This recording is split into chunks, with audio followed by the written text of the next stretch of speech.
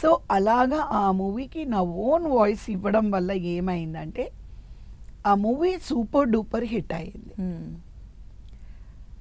తమిళనాడులో కవిత అని అనకుండా ఆ మూవీ నేమ్ ఓం మంజు. ఓకే. కవిత అని అనరు, ఓం మంజు కవిత. ఓకే.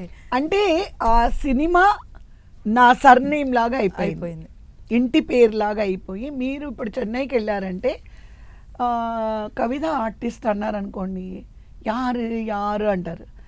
ఇలా సీనియర్ ఓ మంజు కవితావా. అది చాలా రేర్గా వస్తుంది అంత గుర్తింపు కూడా. నాకు ఆ సినిమాతోనే ఇప్పుడు నేను చెన్నై వెళ్ళి దిగానా ఎయిర్పోర్ట్లో ఎవరైనా నేను ఇంకా ఓ మంజు కవిత దానే అని అడుగుతారు. అంటే అది నా ఇంటి పేరు లాగా అయిపోయింది. ఎందుకంటే that movie was very big hit. ఆ హిట్ అయిన తర్వాత అమ్మయ్య అనుకున్నాను, ఇంకా మనం యాక్ట్ చేయక్కర్లేదు అనుకున్నాను. నా ఏజ్కి తగినట్టుగా కథలు రాయడం మొదలుపెట్టారు. ఎలా అంటే శివాజీ గణేశన్ గారు, కేఆర్ విజయ్ గారు అమ్మా నాన్నగారు, నేను వాళ్ళకి కూతురు, కథ నా మీద.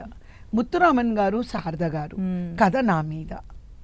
జయశంకర్ గారు, శ్రీవిద్య గారు, కథ నా మీద. మెయిన్ మీరే అన్ని వాటిలో మీరే అలాగా వాళ్ళ కూతురు, వాళ్ళ చెల్లెలు అలాగా క్రియేట్ చేసి సబ్జెక్ట్ నా మీద పెట్టేసి సీనియర్ ఆర్టిస్టులు వాళ్ళకి ఉండి మా ముగ్గురు చుట్టూ ఆ కథ తిరిగేలాగా కథ. ఒక దాంట్లో సుజాత గారు, శివాజీ గణేశన్ గారు, నేను మెయిన్ క్యారెక్టర్. నాకు పేరు ఆ సినిమాలో చంద్రమోహన్ గారు.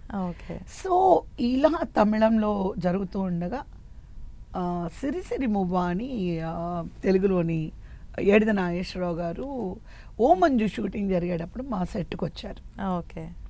వచ్చి యాక్చువల్గా వాళ్ళు వచ్చింది హీరోయిన్గా బుక్ చేసుకోవడానికి. అంటే జయప్రద గారు చేసిన క్యారెక్టర్కి కొత్త అమ్మాయిని వెతుకుతున్నారు. నన్ను చూసి ఏడిద నాగేశ్వరరావు గారు అన్నారు. అంటే శ్రీధర్ గారిని అడిగారు, సార్ మీ హీరోయిన్ మేము చూడాలి అని. సరే అని నన్ను పిలిస్తే ఈ స్కూల్ యూనిఫామ్లో సార్ ఈ అమ్మాయి కాదు సార్ మీ హీరోయిన్ పిలవండి సార్ అని అంటే శ్రీధర్ గారు అన్నారు, అయ్యో నాయన ఆ అమ్మాయి హీరోయిన్, ఆ అమ్మాయి మీదే టైటిల్ రోల్ చేస్తుంది ఆ అమ్మాయి అని చెప్పేసి అన్నారనమాట. అంటే ఆయనకి ఎందుకో నా మీద నమ్మకం వచ్చి, సరే హీరోయిన్ కాకపోయినా హీరోయిన్ సిస్టర్గా మనం కవితని తీసుకోవాలి, అమ్మాయి ఫోటోజెనిక్ అంత బాగుంది.